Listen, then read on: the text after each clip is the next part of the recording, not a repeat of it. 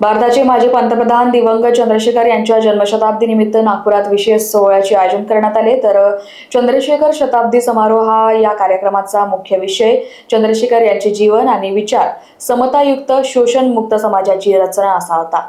माजी मंत्री रमाशंकर सिंग, माजी आमदार डॉक्टर सुनीलम आणि राष्ट्रीय संयोजक अरुण श्रीवास्तव यांनी मार्गदर्शन केले। तर माजी महापौर दयाशंकर तिवारी अध्यक्षस्थानी होते।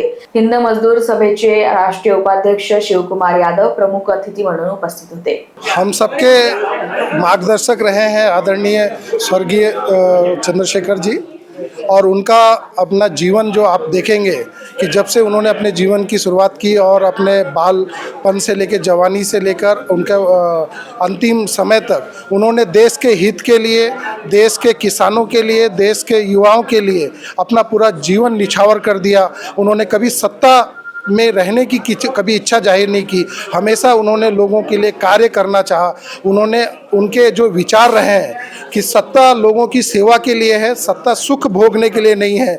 इसलिए आप उनके पूरे कार्यकाल को देखेंगे, उनके प्रधानमंत्री पद पर रहने के बाद भी देखेंगे तो उन्होंने सत्ता का कभी उपयोग अपने खुद के लिए, अपने परिवार के लिए, अपने लोगों के लिए नहीं किया। उन्होंने देश के लिए और देश की आम जनता और गरीब जनता के लिए किया।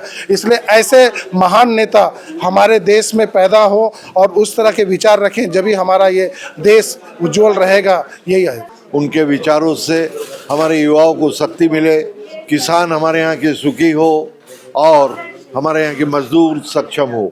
यही लक्ष्य को रखते हुए हम सब मिलजुल कर काम करें, जिससे स्वास्थ्य में और शिक्षा में भी विकास हो। यही हमारा लक्ष्य है। हमारे युवा तर्क हमेशा कहा करते थे कि युवाओं का विकास ही राष्ट्र का विकास है, और आज हम देख रहे हैं कि युवा शक्तियों ने सत्ताओं के सामने उनके घुटने टिकवा दिए। धन्यवाद।